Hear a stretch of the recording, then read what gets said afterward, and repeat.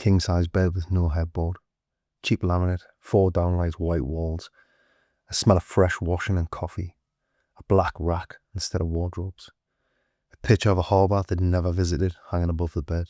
He woke up still tired, rubbed his eyes, crossed at the corners, rubbed it away, nothing. He sat up, she was already gone.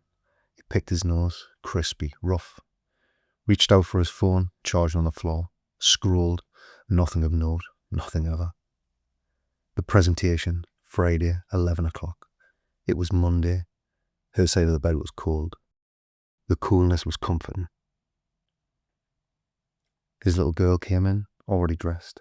2 years old, pink leggings, tartan dungarees, blonde curls clipped back. Daddy? She scrambled at the edge of the bed. He hauled her up.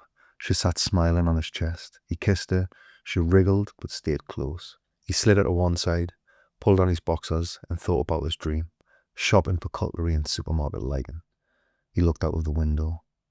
Tarmac, driveways, street lamps still on, parked cars, leaves, houses cloning themselves. No inspiration. He sighed. The presentation. She stood wobbling on the bed, arms out. He carried her downstairs. The carpet creaked under them. In the kitchen. Grey cupboards, white worktop, cold tiles, French doors to fake grass, weeds and toys. He sat at the breakfast bar. His wife placed coffee in front of him. Tall, robust, ponytail, no words. She set down porridge, blue bowl with a gold trim. Blueberries, superfruit from some blog. He didn't care for them. He looked at her at the sink.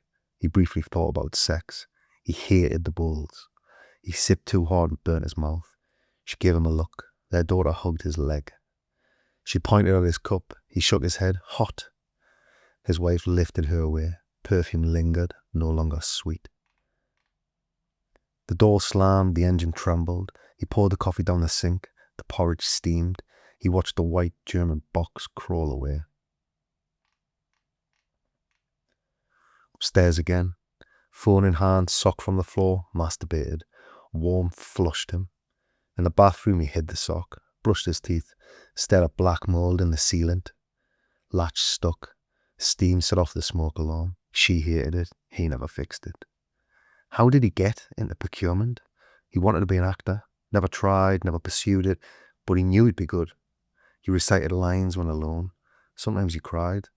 Not for the words, for something missing. He dressed, burgundy socks, beige chinos, belt too tight or too loose. Chose tight. Shirt to hide the bunch. Neighbour across the street, young couple, black Jeep, better than his. The blonde waved from the window. He thought about sex. Her blinds closed. He pulled on his boots, looked in the hallway mirror, grey hair, beard fluffed. Checked his nostrils. Remembered the school presentation with his snot flapping. It wouldn't happen again. He closed the door behind him, white with narrow glass panels, chrome letterbox in the middle, handle wretched upwards, lock engaged. Pressed the worn button on his fob. Jeep flashed. No pictograms left on the fob, but he knew which was lock and which was unlock. It was premium when he bought it. Renowned for off-road. He never went off-road. Cream leather seats, large boot, comfortable, never broke down. High riding position, like a politician at electing. He wished he had his neighbour's Jeep. Thought about the presentation, got in. Checked his nostrils in the rear view. Said aloud with vigour.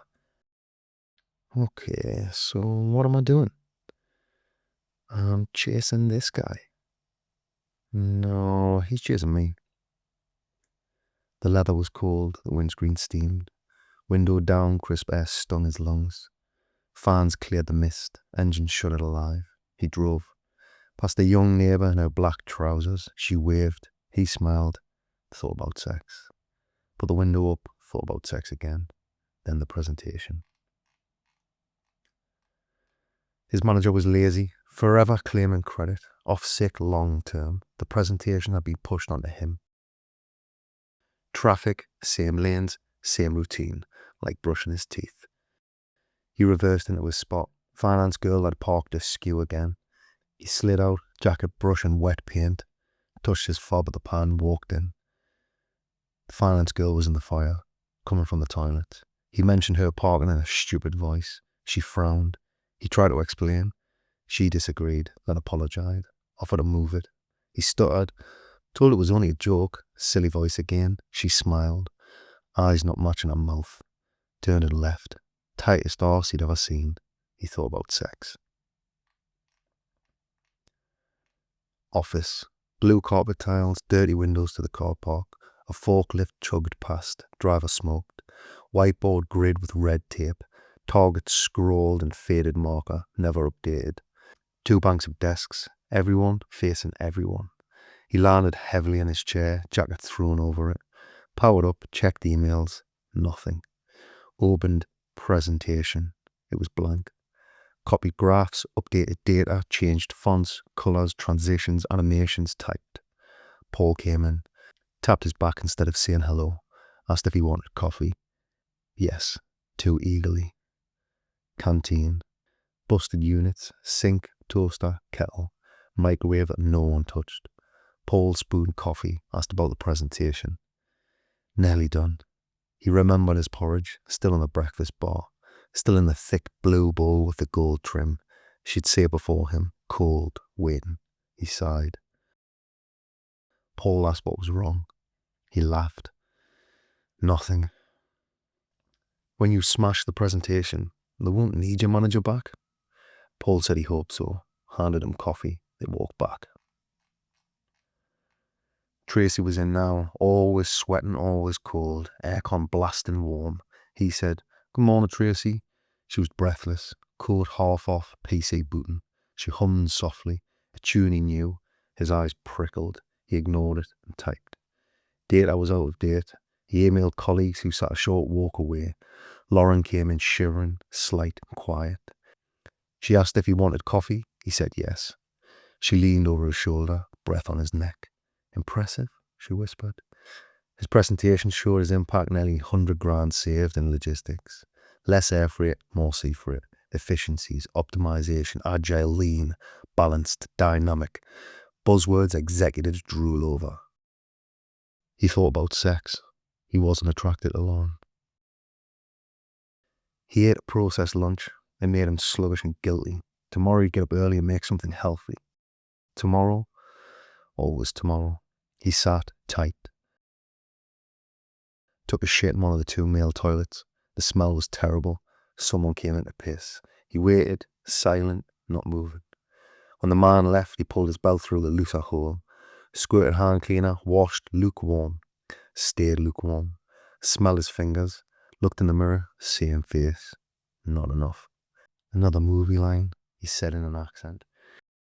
"I'm in a glass case of emotion." He bit the nail on his middle finger, snapped like bone. The dryer blasted his chinos with cold air. He slammed his palm against the wall. Walked back with his hands dangling awkwardly in front of him. More coffee, answered calls, typed emails, never sent them. Worked on the presentation, sent it to Lauren.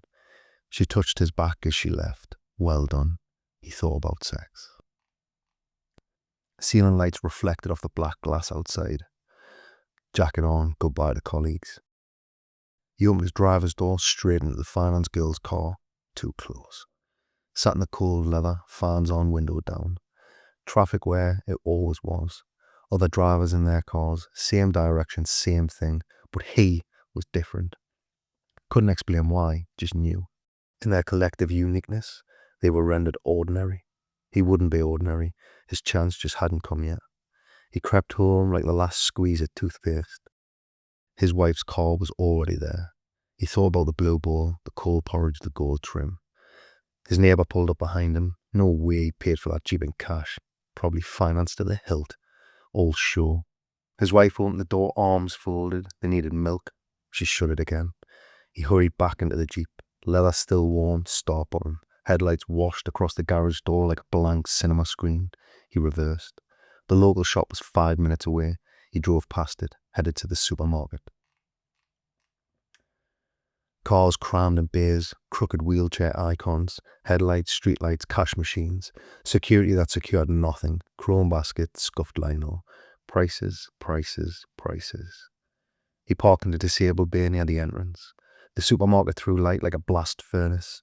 Inside was out, outside was in. He felt at home, alone. He mattered just as much and just as little as everybody else. He knew where the milk was, but took the long way around. Crisps, beef something, didn't read the rest. His boots squeaked. The smell of bread dragged him sideways. Cakes, pastries, loaves, cream puffs, rocky roads. Sugar and sugar and sugar. He wanted them all. He thought about Lauren, her breath on his neck, fucking her in the toilets, his chinos wet with spray. Would the presentation be enough? If his manager never came back, he could be manager. Buy a new Jeep. Maybe the blonde neighbour would fuck him in it. He thought about his wife. He remembered the milk. Cold plastic bottle, blue top, wet surface. He checked his nostrils in the fridge door, said in a deep voice, "I'll drink your milkshake. I'll drink it up." A woman behind him caught his reflection. She looked, then looked away. He rushed to self-checkout. Milk, crisps, beef. Card flashed. He flounced to the Jeep and drove away. On the driveway, he dropped the empty crisp packet in the bin. In the kitchen, he put the milk in the fridge and picked up his little girl, just a nappy. He patted her bum, nuzzled her neck. She squeezed his cheeks. They stared at each other. She rested her head on his shoulder. His wife plucked her away. Bath night. The girl cried, reaching out. He didn't protest. Watched her tears trail as she was carried upstairs. He undid his belt and sank onto the corner sofa, one hand down his pants, the other scrolling. Jeeps, holidays, promotions, data for the presentation, Lauren's breath on his neck, finance girl's shitty parking, her arse, her desk, porn, a blonde in an office, boss, desk. His wife's footsteps on the stairs, heavy, bound and graceless. He pulled his hand out, sniffed his fingers, switched to sports. She came in, turned on the TV. He asked about her day. Yes. She reheated curry. They ate in silence. Rich women in America filled the screen. Ugly wretches, fake non-entities. He thought about sex. Before bed, she asked why he hadn't eaten his porridge. I was in a hurry. She knitted her brows, shook her head. In the dark, he placed his hand on her thigh. She pushed it away, rolled over. He lay flat, staring at the ceiling. A break in the curtains. Clouds rushed across the black sky, free, untethered. He wasn't. He thought about the presentation, about being manager. He thought about sex. He set an early alarm, promised his tomorrow self he would do better, be better.